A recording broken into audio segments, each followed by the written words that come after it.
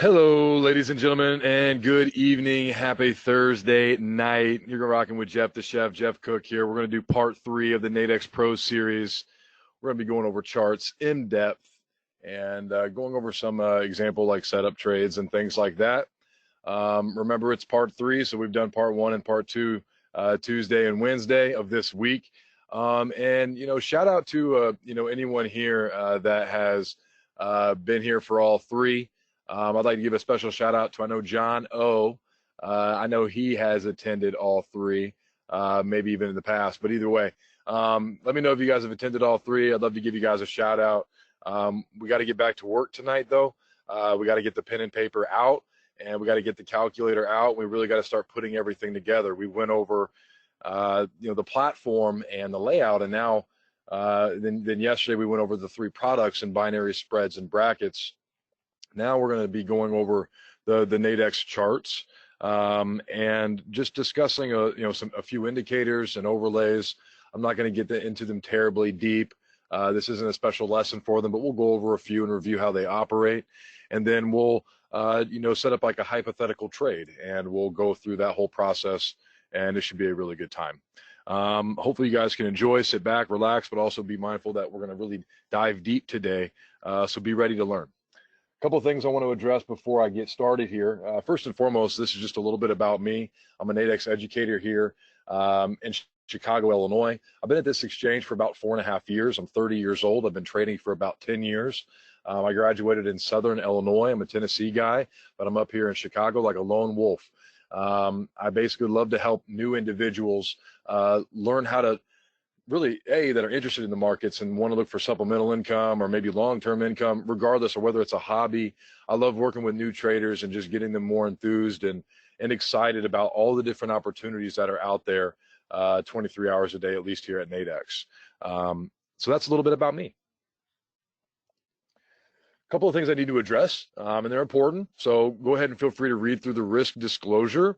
This is basically what this means is trading is risky. You're risking money, to have a opportunity to potentially make money. So trading is risky. You don't want to deposit with money that you can't afford to lose, like your rent money or your food money or anything like that. You just want to, this has to be money that you can afford to lose and it's set aside, and that's that money that you're trying to make work for you. And past performance isn't indicative of future results, okay? Just because something happened yesterday doesn't mean it's going to happen tomorrow. That's risk disclosure. A couple of things here. One more thing. We got to go over the disclaimer. Again, really important. This is just, Nadex's copy, this is Nadex's property, so don't copyright it. That's really what the disclaimer means. It's just for educational purposes only. By the way, we'll be going through a lot of it, potential trade setups and things like that today. Go over like a selection, and I'll kind of put you guys into the car and have you guys choose on, what you may think would be the best choice, for your expectation. But all of it's hypothetical. All of it's for educational purposes. I'm not advising you on any trades or anything of that nature. We're just really getting to know the charting better, maybe practice a few indicators and overlays, and then look at some trade setups based on like a hypothetical expectation. And I'll go over that. But that's all that stuff. So this is going to be the bulk of what we're going to be talking about today. I'm not going to spend terribly much time about it, but we're going to be finding the different charts available. Mainly there's 2, and we'll go over that here in a minute. Understanding each of those 2 chart types and going over the toolbar choices on the chart, so you know what interval means and type means and indicators and drawings and things like that. We'll also be using some of those technical analysis indicators and learning a little bit about them and kind of going back in history and seeing how they operated and how they performed and how they worked in the past, just to get a glimpse on how some of them work. And then we'll lay out an array of different products, maybe like 3 different binaries, maybe 2 different touch brackets, and maybe a spread in which you can see all of the different selections that you have here on the platform whenever you're looking to place a trade. Again, we're just being hypothetical and placing an example trade here, so kind of put yourself in the driver's seat, but you know what I mean. And then we'll place a couple of trades. We'll just learn how to close the positions on the charts, and I think from there, I think we'll have really everything wrapped up, outside of like a particular strategy or anything. I mean, you guys should be really well versed to be ready to get going. So with that being said, I'm going to go ahead and bust this over to the live monitor. So you guys should be able to see my platform. It looks good. What I'm going to do is first and foremost pull up a chart here. And I'm just going to pull up a US 500 chart. So this is a representation of the S&P 500 futures for the month of June. And I'm going to pull up a settlement index chart just to keep it kind of plain here at the beginning. All right. And a couple of things. And if my head gets in the way for like some of the things that I'll show you, I'll try to do my best to make sure that it's on the screen in the proper way. But either way, a couple of things here. I'm going to go ahead and go to a default template. And then we'll just start with this right here, something real simple. And then we'll keep it like that. So whenever you would open up a chart, whether it's a settlement index chart or whether it's a binary ladder chart, this is ultimately how it would look like. All right. You know what? Just because it's probably more common, I'll just pull up a binary ladder chart. All right. So I'll pull up this binary ladder chart. And the first thing that I want to notate is whenever you pull up this chart, you basically can either open it in a new window by clicking this button here. And so that'll, like, if you had multiple screens or had, you know, a TV and you had a laptop, or you were cooking up with some, you know, multiple screens in any way, this would be helpful, I think, because you could obviously drag it over to another monitor. Otherwise, you might just keep it onto one screen and just hit this button here, and this kind of brings everything out like so. All right. And again, I'm going to go to the default template that I have here. All right. So it's just kind of plain, right? And I'll not show my drawings here real quick because we'll go over those here in a bit. All right, cool. So this is how you're actually looking at the chart. A couple of things. You need to know how to actually move like the x-axis and the y-axis. So if you're on the y-axis, if you ever need to get into more detail, you take your mouse over here to the right, and then you look for, like, cut your screen in half, like right around here. I move a little bit up higher. I hold my mouse button down, and then I move it up. And that's going to stretch this chart out to be more detailed, to where you can actually see more detail, right, of where the market may actually be moving. Also, it's important because sometimes these binaries, especially when you're looking to trade binary options, some of them can be truncated. And here we are, we don't even know all of the contracts that are really available because we're so crunched in, right? So then I go to that halfway point, I hold down my mouse button and I move up, right? And that's ultimately going to stretch these out to where all those little small blue red boxes then show every single contract for that daily 4:15 time frame for tomorrow. So that's important. Whenever you are on the x-axis, you're measuring time, and you can either use your mouse, like actual mouse, and take that scroll wheel right there and actually scroll it back towards your body, and it'll like scoot it back like so, right? You could also take that same mouse and you can scroll it towards your body and it zooms it in. Cool. That's the easy way. If you're on a laptop and using a touchpad, then I would go down here in the bottom right-hand corner, and you can't see me. So I'm going to bust this out like so. Cool. There's these little arrows right here, and you can actually drag that back, and that too will do the same thing. And then you can actually take that time slot and move it around like so if you want to look at a different day or something like that, right? So that is the chart. And I'm going to kick this back into full screen mode now. All right, but that is that bottom right-hand corner there, all right, that my face is currently blocking. All right, I apologize. So that's how you move around that y-axis and x-axis. What I want to do now is go over the toolbar. So whenever you click one time on the screen, it actually toggles a menu down at the bottom, or a toolbar. If I click off one time, it goes away. So sometimes it might be in your way. I just click one time, it goes away or comes back up on the screen. Pretty easy. So I'm going to click it back up here, and I'm going to go over all these tabs. Let's break it down. Interval. This just measures how I want each candlestick to represent. So every candlestick that we currently have here on the chart is being represented by a time frame. So you're measuring time and the price movement of that underlying market as time goes by. Pretty simple, okay? I don't want you to be confused by that.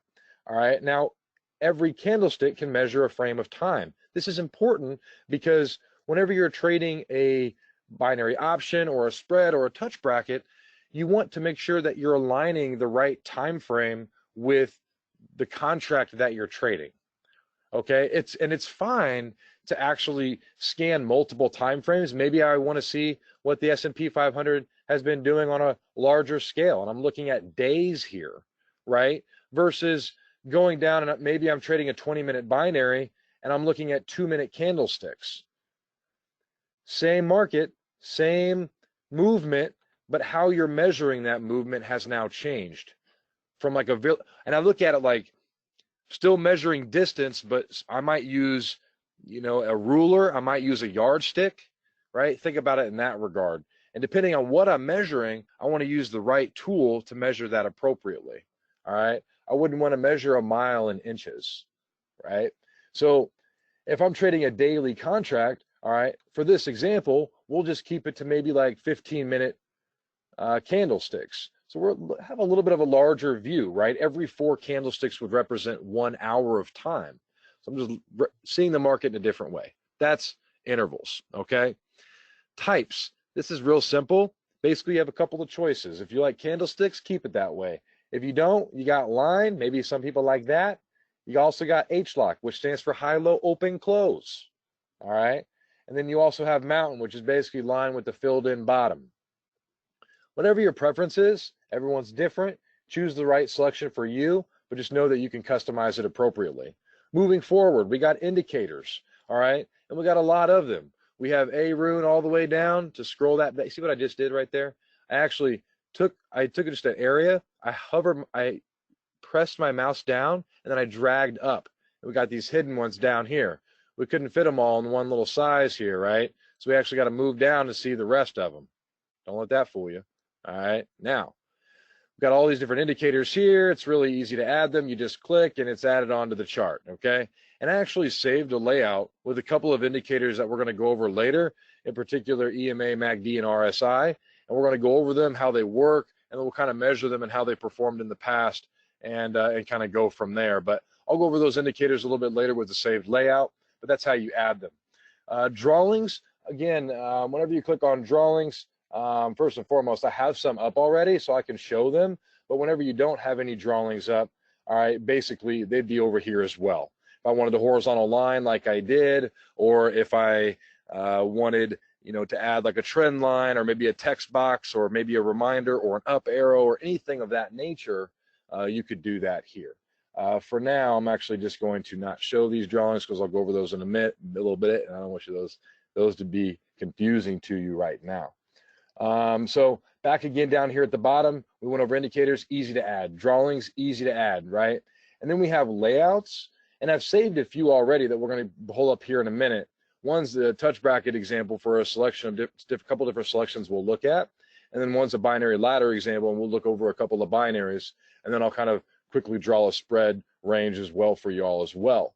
But that would be how you'd apply a layout, right? And if you wanted to save a layout, you throw all your indicators up. Okay, I want this on, and I want this on, and I want this on, and this is how I make sense of the market, right? If that's you, that looks crazy, but if that's you, then I could save as, type in my layout name, and bop. Just like that, I've saved a layout. Really, really easy. And I'm going to get rid of those real quick. That's just hairy. All right, so bop, just out of that. Now, if I need to ever delete a layout too, by the way, I can real easy, just like that. I click on which one I want to delete and it's gone. If I ever wanted to apply a specific layout, I got them all saved in here and I can apply them, right? Show, this really isn't that important. I mean, for the sake of this webinar, I've actually not showing drawings because I don't want it to confuse you guys right now, but I guess in that sense, it's also convenient, right? Because I can do that. Also in the sense that I think that out of all the things on show, it just adds and takes away things on the chart. Personally, I think it's 50-50 when I talk to people. I personally actually like H-lock data, but all it is when you're on these candlesticks, it doesn't really tell me what the price was or where it opened at or where the close was on the chart itself. But when you hit that H-lock data button, it actually hovers over a little box and gives you the details of every candlestick. And you're like, okay, well, what's that high right there? Oh, okay. 29.32, 0.625, boom, just like that, right? But other people say, hey, it might get in my way. You know, it's just something in the way. So it's really up to you, but I do think it's interesting because there's about 50-50 on people that like it and people that don't. And then over here in the bottom right-hand corner, and you can't see probably, oh, and you couldn't even see the last one. Hold on one second. Bink, just like that. So you have the show button right here, and you can just take things away and put things on. And that HLOC data button's right there. Okay, that's that. And then over here, you have this mid button. I like to keep it on last traded. There's other options there, ask, bid, and mid. I think last traded is, you know, the one I use. You know, make it your choice. But that ultimately is all of the different, all right, tools at the bottom of the bar. Okay, all of them combined. I know this chart's smaller now for you guys, but I got to make sure my big head's not in the way. All right, so we got all these different toolbars down here at the bottom. That's just how you navigate through them all. We got the x-axis and the y-axis down. How to maneuver. Also, if you hold on to an area in the chart, you can just move it like so as well. Oh, I want to go up. Oh, I want to go down. Or oh, I want to go left. I'm just holding that mouse button down and I'm dragging it. Cool? All right. So, where are we at? Okay, so what I want to do now is I want to use some technical analysis and just kind of go over some indicators and overlays that we have and just kind of look at how they were represented in the past. So what I've done is I'm going to keep this binary ladder chart up here for now. And what I did was I saved a layout earlier today, and I'm going to go to the binary ladder example, and I'm going to apply. All right. And this should bring up all the indicators that we're going to be going over today. Okay. So I don't want this to be confusing to you guys. There's a lot going on here. I understand. All right. And what I might do is actually just go over one at a time, and I might delete the others. So I'm going to get rid of MACD, and I'm going to get rid of RSI real quick. All right. And what we're looking at now is just an indicator that we have here on the platform. So we have exponential moving average selected. Okay. And with EMA, a couple of things that you can pay attention to. So, and there's no like right or wrong strategy. And again, I'm not giving you like trading advice, but just understanding, you know, a couple of things that people look at with EMAs is like crossovers. So with EMAs, it's a moving average, but it's exponential, and you have different like period lengths. And so remember right now in this time frame here, and again, we're on daily, but I kept it at 1 hour candlestick. So we're kind of looking at things a little bit more broad because we're looking at a full 21-hour contract or better. Even if we looked at a weekly, it's Thursday night, and so the weeklies expire tomorrow on Friday as well, regardless. But either way, we're looking at about a day out in our trade example a little bit later, so I'll keep it at an hour. So one thing with EMAs is that I colored these EMAs green, yellow, and red.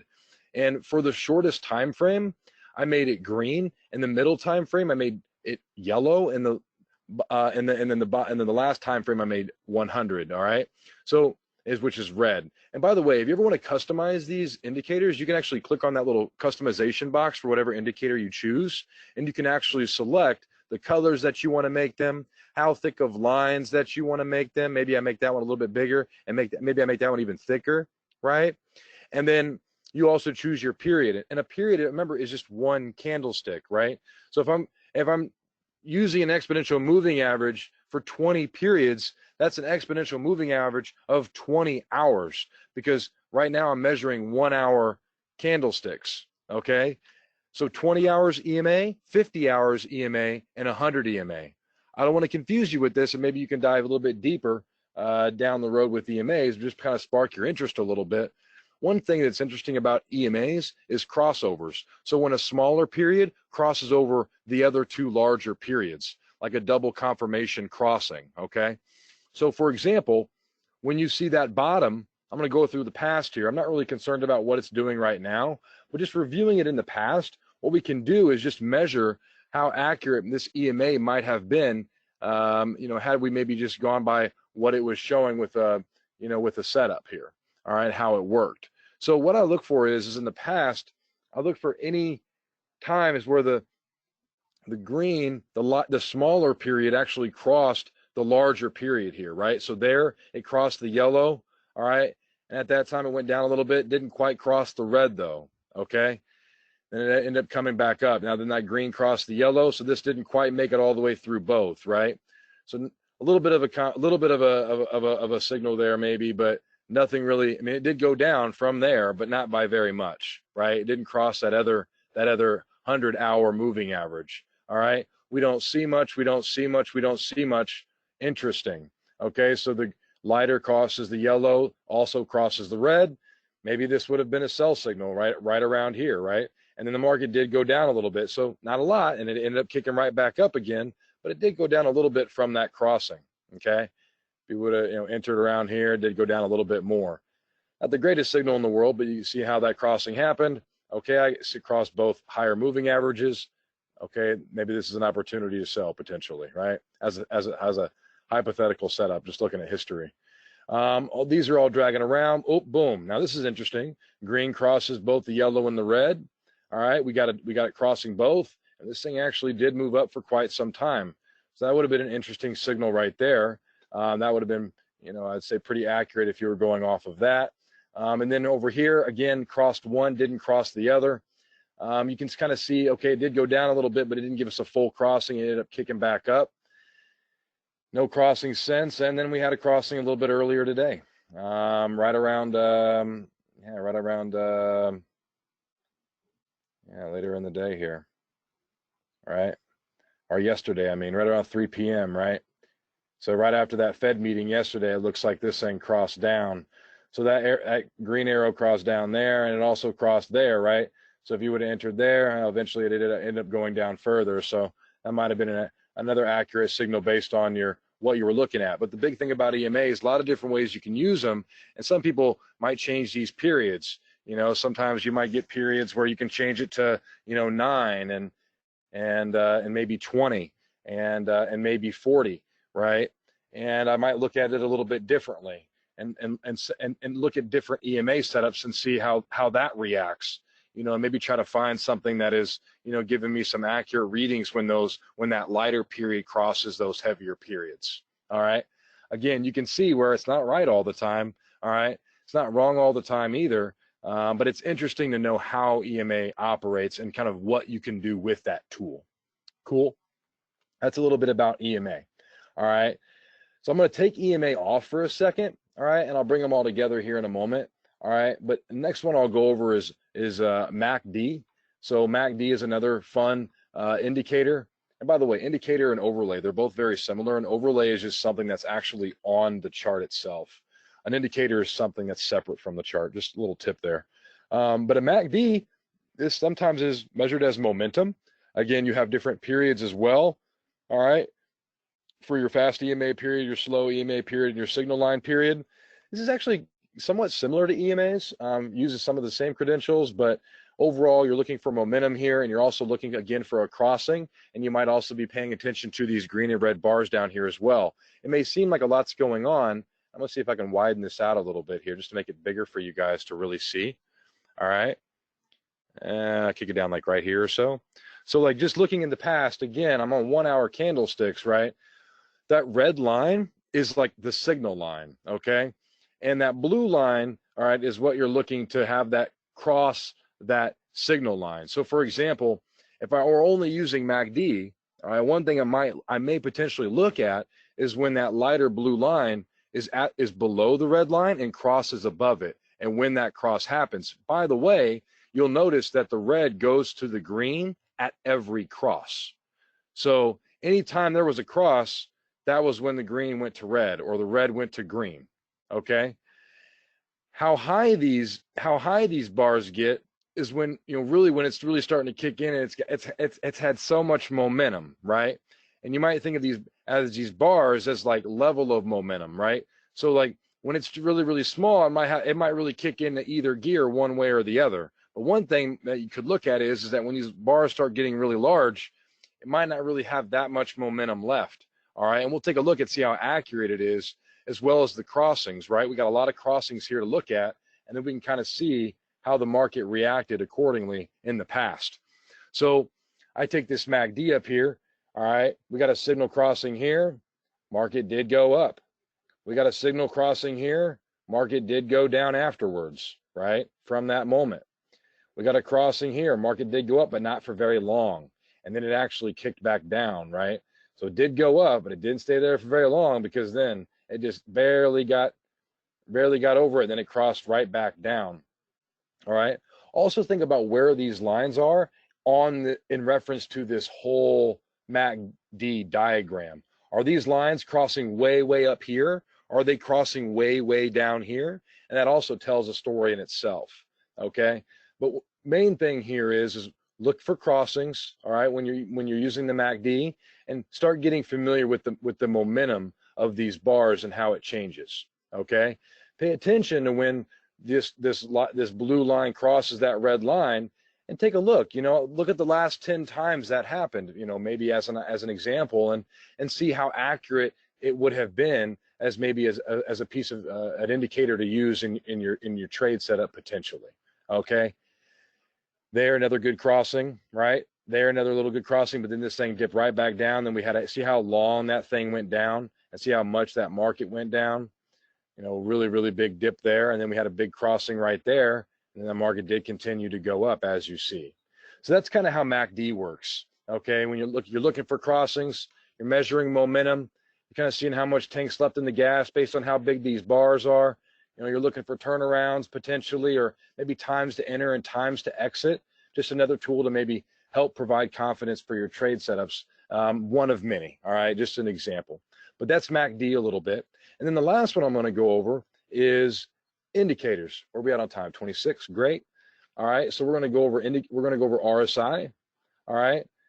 And RSI, it measures a market being overbought or oversold. Again, it may seem so complex, but it's really not. It is simply an actual indicator that basically just measures the market being overbought and oversold. And when that RSI line in the middle, that squiggly line in the middle, you have two benchmarks at 70 and 30. When it goes above 70, all right, that may be a signal that the market is overbought, right? And if something is overbought, that may potentially be a time to sell. Something we got to take a look at, right? And then when that RSI goes below 30, all right, that may potentially show an opportunity that the market is oversold. And if it's oversold, that may be an opportunity to buy. All right. And then again, we'll take a look. So, here we have RSI above 70. All right. Over the weekend, it looks like this thing did chop back down and go down a little bit there. RSI kicked below 30 here for just a split second. Took a minute, but it did go back up. Remember, these are hour-long candlesticks, right? So if you're trading a 5-minute binary at a little RSI, and this 1-hour chart wouldn't do much good for you, right? Here got close, but it didn't really touch there. Here we got a signal here potentially. It did drop down immediately afterwards, but not for long. So that RSI signal there may have not been that good, right? Here though, crossed 70 and it did drop down pretty hefty here on that signal, and that RSI dropped down with it, right? Here at 30, market did a nice little climb up there probably last Friday. And then here, another example of when the market RSI got really high, right? Really high. And it still didn't, it took a while to get down. You see what I'm saying? So if you would have answered here, RSI is above 70, it would have stayed above 70 for a while before that thing dropped. So not the greatest indication there. Here, this would have been probably a pretty good indication. RSI got above 70 and that market went down pretty hefty. So that might have been a good one. And then here towards the end of the day, it looks like, or yesterday, I mean, maybe before that Fed meeting, this thing got below 30 and then it kicked back up and it did end up going back up. So that signal may have worked there as well. Also here towards the end of the day, or toward, after 11 o'clock in the morning, this thing dropped this morning. And then it looks like the market kind of retraced a little bit for the rest of the day as well. So that's a little bit how RSI works. You're just measuring the market being overbought and oversold. Obviously, it's not always right. It's not always wrong. But just, again, another indicator that maybe you add on and put on to your trade setup, So what I've done here is I've kind of went over all three of those, right? So we had RSI, and then you had your exponential moving averages, right? And then you had your MACD. And then what some people do is they'll sit there and they find their, 2 or 3 favorite indicators, and then they combine them all together and they look for confluence. And confluence is just opportunities in which you have multiple reasons to maybe enter a trade or exit a trade, right? Or maybe not get into a position because you're not seeing anything that you like. But you're just arming yourself with, maybe just other looks and other reasonings on when you may or may not get into a trade and why, okay? And then you can look for maybe opportunities when maybe all three are showing you a sign, right? Where maybe, okay, the EMA dropped here, the signals crossed here, and the RSI's overbought here, all right around the same time, right? That's a sell signal, that's a sell signal, that's a sell signal, right? So there's opportunities, but then there's other times where, right, you might have a crossing here, but then the MACD is not really doing much and the RSI is not giving you any signal, right? So it's just about how you want to use them. Put yourself in the driver's seat. And by the way, by no means is EMA and RSI and MACD the best indicators out there. There's some that I use, but overall, there's a lot out there that are really nice, like Fibonacci and also VWAP and the awesome oscillator people use. And you really want to get complex, like the Ichimoku and all different types of stuff, simple moving averages. But either way, find what tools you would like to use, and you can see how this maybe help with your confidence level, maybe help with your trade setup. Okay, so now what I want to do is that I'm going to kind of just disregard these indicators right now, and what I'm going to do is just come up with like a hypothetical trade setup here, where we'll just kind of, as a group, we'll just say we're just going to choose a direction, and we'll look to like trade the S&P 500. Again, just hypotheticals for educational purposes, not giving trade advice, just going over some selections that we could look at if we come up to us with a consensus of what we think, and we'll just be like give an example here. Okay, so now that we know some of these indicators and overlays, right? We could use them to maybe make a decision, and I'm going to take these out right now. Just to kind of unclog all of these, all right, a little bit. But let's say I was looking at this market here, and hopefully you guys can see this okay. All right, good. All right. So let's say that, as an example, we thought that this market was going to go up. All right, and if we thought that this market was going to go up, then we would be a buyer. Okay, market could go down from here, it could go up from here. We have no idea. Again, practice, okay? Hypothetical, all right? But in this example, we'll just say, hey, we think this market's gonna go up, all right? Maybe we like something that we've seen, okay, cool. So now that we know that we're a buyer, all right, for this position, what we would also wanna know is we'd wanna have like a price target, all right? Like a target price in which we think that maybe this market that we're looking at, all right, like the S&P 500, that we think it could go to. All right, so for this example, right now it's at 29.20, which is where the underlying market is. You can see that here, all right, also represented here by that candlestick, all right? And let's say that we think that the market's going to go up 20 points, and then we have to think about, well, how long do we think it's going to take to do that? All right, and in this example, we'll say, okay, I think the market's going to go up, and I think it's going to go up 20 points, and I think that it's going to take 1 day to do that. Okay, again, practice. All right, but now we have a little bit of a setup here as an example, and what I'd want to know how to do on Nadex is make sure that I choose whatever selection best fits my expectations, right? And that's the whole purpose of what you're doing here. All right, you don't want to be confused and be trading the wrong product that doesn't fit what you're trying to do, right? So here in this example, we think the market's going to go up. We think the market's going to go up 20 points, to around 29.30, and we think it's going to take us a day to do that, right? So what I want to do is I'd want to measure a couple of different selections that we have here at Nadex that you could use, all right? One might be an out-of-the-money binary, where we have this, contract right here, this 29.32, right? So we think it's going to get around 29.30, go up around 20 points or so, right? This 29.32 contract, whenever I pull it up, all right, I see that my risk, all right, is 24.75. Okay. Now, one thing I want to do here real quick quick, if you guys don't mind. I'm going to type this out here real quick. Give me 1 second. Okay, cool. All right, I was going to pull up a calculator. Should have pulled up somewhere. It might be behind my screen. Oh, well. So either way, all right, what I'm going to do now is take a look at this binary, all right, and ultimately, I know that I'm risking around $25, $24.75, right? $100 scale for the binary option. Remember, we're going to go over binaries, touch brackets, and this call spread here. Well, if I was looking to trade a binary option, remember, I think the market's going to go up in this example. I think it's going to go up 20 points, and I think that it's going to take a day to do. So we're looking at daily binaries right now. All right. Weeklies also expire tomorrow, but remember, make sure you choose that right time frame, based on your expectation on how long you think it's going to take to do what you think it's going to do, right? So we think it's going to go do it in 1 day in this example. Out of the money binary, all right, would cost you $25.25 for 1 contract.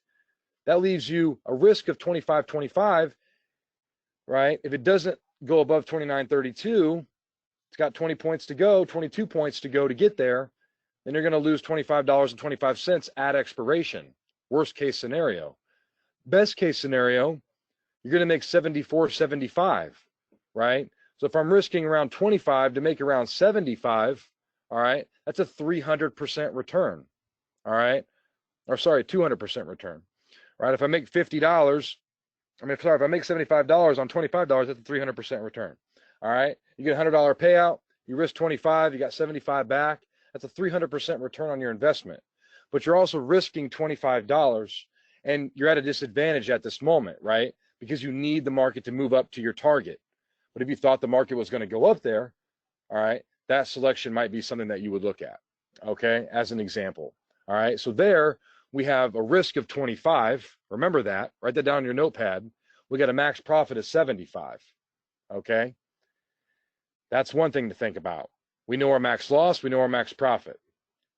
That right there is a 300% return. We also could look at something like we still have the same expectation, right?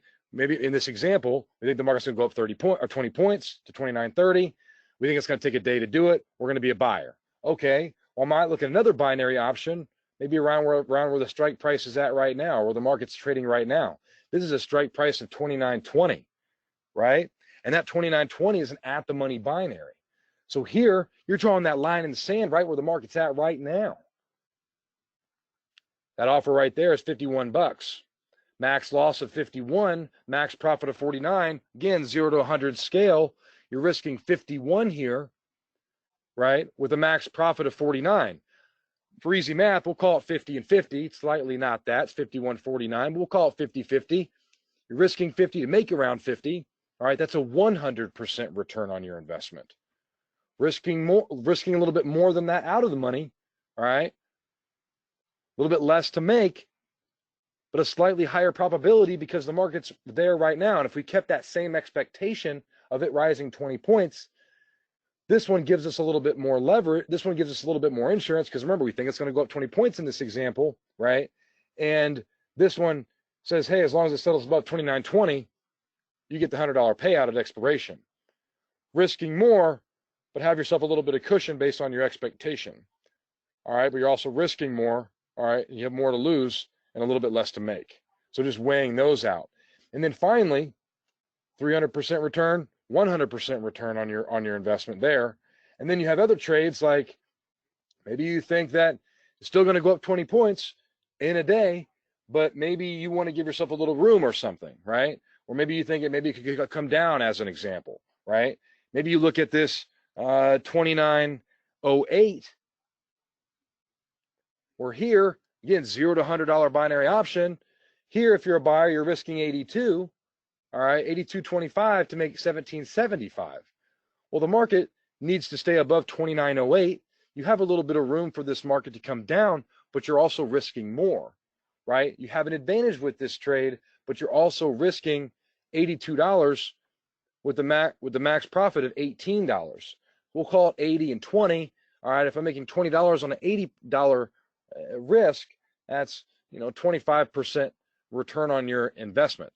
All right, So here, you're risking more to make less, higher advantage, right? But remember, we're keeping the same expectation. Takes a day. We think that we're a buyer. We think the market's going to go up 20 points, right? But we have a couple of different binaries that we could look at. That one we looked at up here, we were getting about a 300% return, but we also are at a disadvantage, right?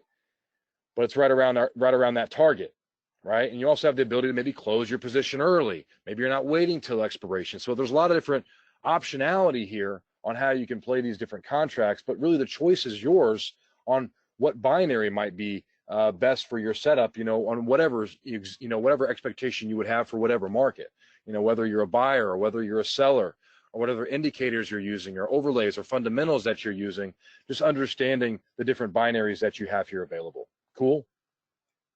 Now, if we were to compare those three binaries, all right, to touch brackets, all right, what we could do is, I'm going to minimize out of this for a second, all right. Again, check that out.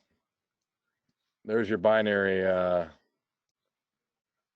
there's your different tickets that we had here as well. The different contracts that we had, right? Risking 82 to make 18. We're risking, for the 2908. Here we're risking, this is the out of money, but we're risking 26, to make 75.25. So you can just see how they differ. We all had the same expectation there, same direction, same time frame, but the different options that we have available to make the best selection for you. Put yourself in the driver's seat. Okay. Now what we could do is we could also look at the brackets as well, and maybe there's a bracket in play that you may look at as well. So we always have 4 brackets available. We talked about this in part 2. We've burned through 17 brackets so far over the course of this week. That's how many floors or ceilings have been touched. They've been on fire. But a couple of things. When I pull up this chart, all right, what I did was I made a layout with the touch bracket example. And what I did here, and I don't want to really confuse you, this might look crazy just because I got 2 red lines and 2 yellow lines, but I'll make it make a little bit more sense for you guys.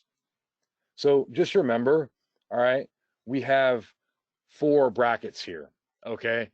And because the market's at 29.20, I just selected, 2 of the brackets that may, have a little bit of a better fit for that buy side. Okay, that's all I did. So what I did was I didn't include the bottom 2, the 28.82 and the 28.72 floors. And so I just included this 28.92 and this 29.42 range, and this 29.02 to this 29.52 floor and ceiling.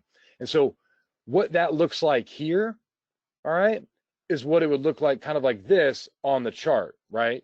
So this is you see, hopefully you guys can see this. I'm sorry if it's like really not detailed, but hopefully you see that this is 28, all right, 92, which represents one of the floors of that touch bracket.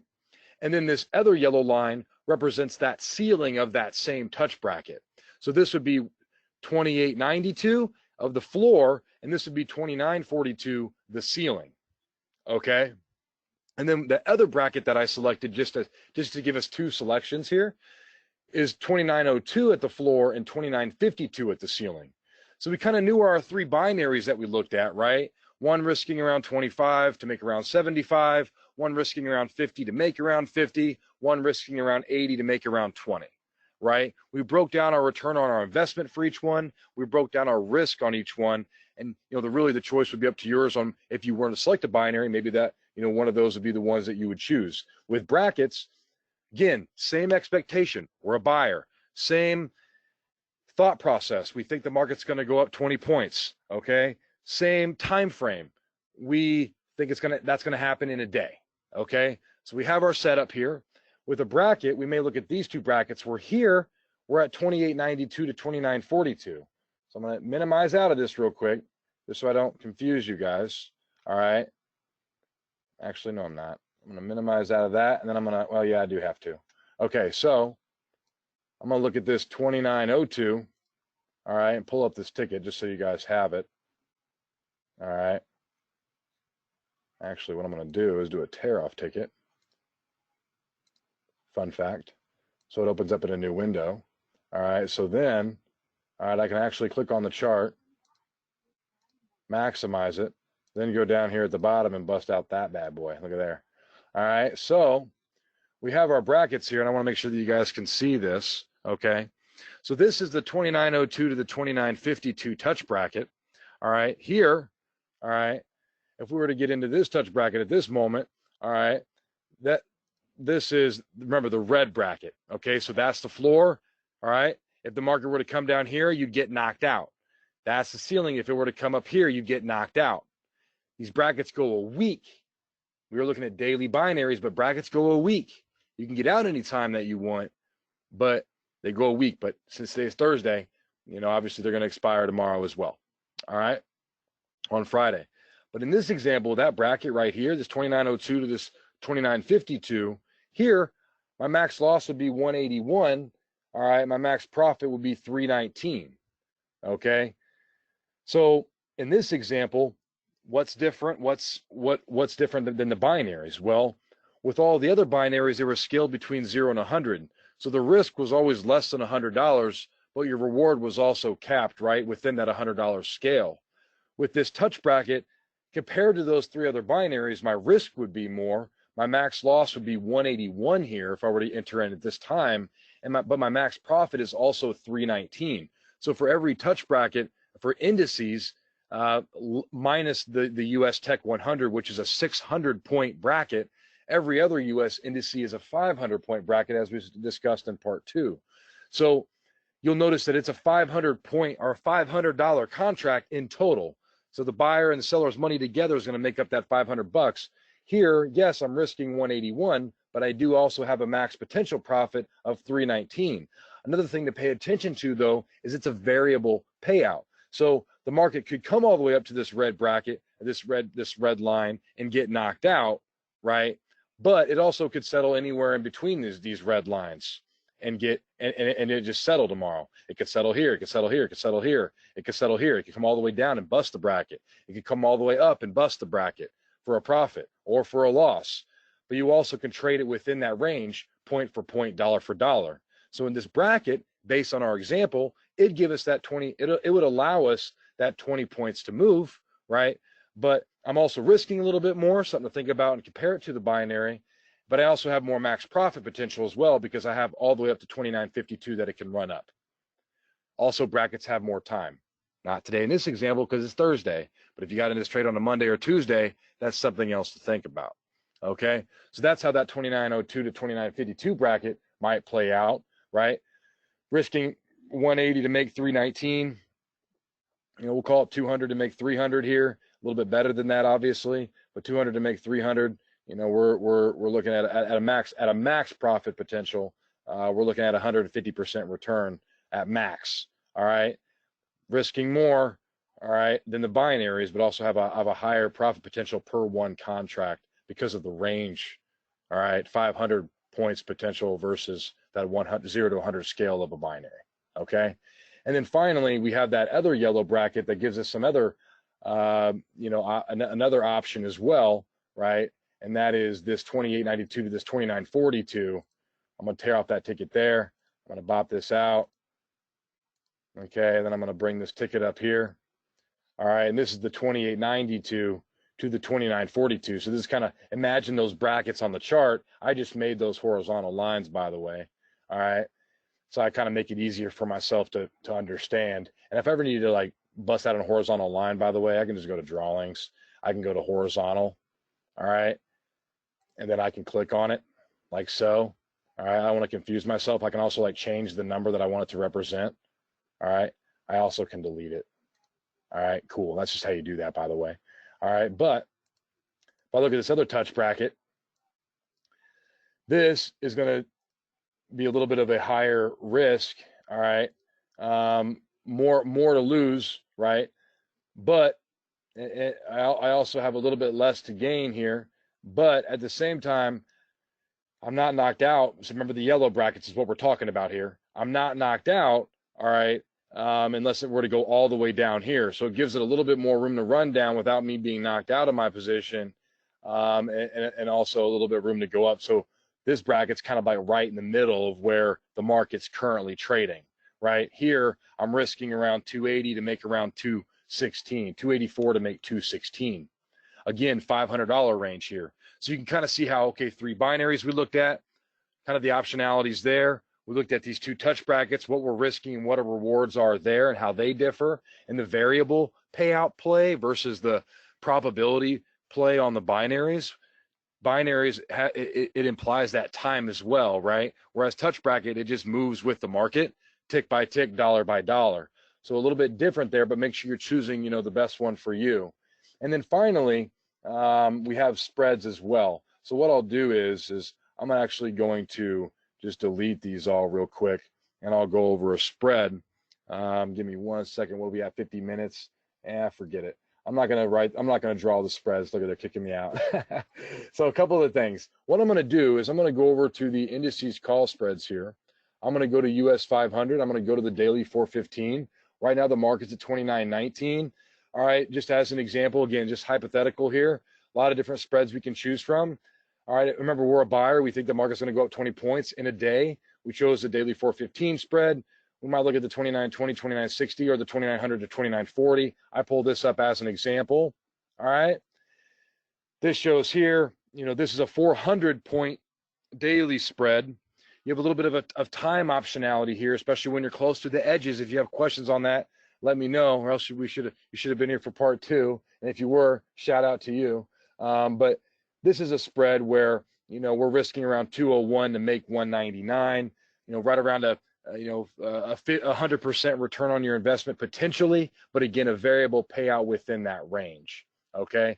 Again, spreads are similar to brackets. You have a little bit of time optionality there, and you don't get knocked out when the floor or the ceiling is hit. But as you can see, the choice is really yours. You can place a trade on the chart. I mean, I'm just going to throw a random trade out there. I'm not, not like really making a choice or anything like that. But let's say we were to go on the chart, all right, and go to that binary ladder chart. Actually, I'm going to go up and pull it this way. I'm going to pull it up just by opening up in that screen. All right. If you wanted to trade on the chart, let's say, just as a random example, I chose, this one right here. The ticket comes up. I could do my buy. Got my order type, my size, and my price. Okay. And we're going to place our order. All right. And we're in our trade. And as you can see, this is represented here on the chart.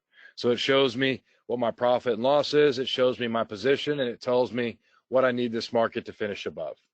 So maybe I'm looking at this chart. I know where the market's at right now, and I just want this market, based on this particular trade I made, to finish anywhere above that line. All right. And if I wanted to close it, I could actually just click on that position right there, and you see it pop up. It brings up the ticket right there in front of you on the chart. The sell side's already selected. Maybe I want to get out of this right away. I do my market order. I place my order, and I'm out. Okay. And that's that. All right. And that's really how you close out of your position. Okay.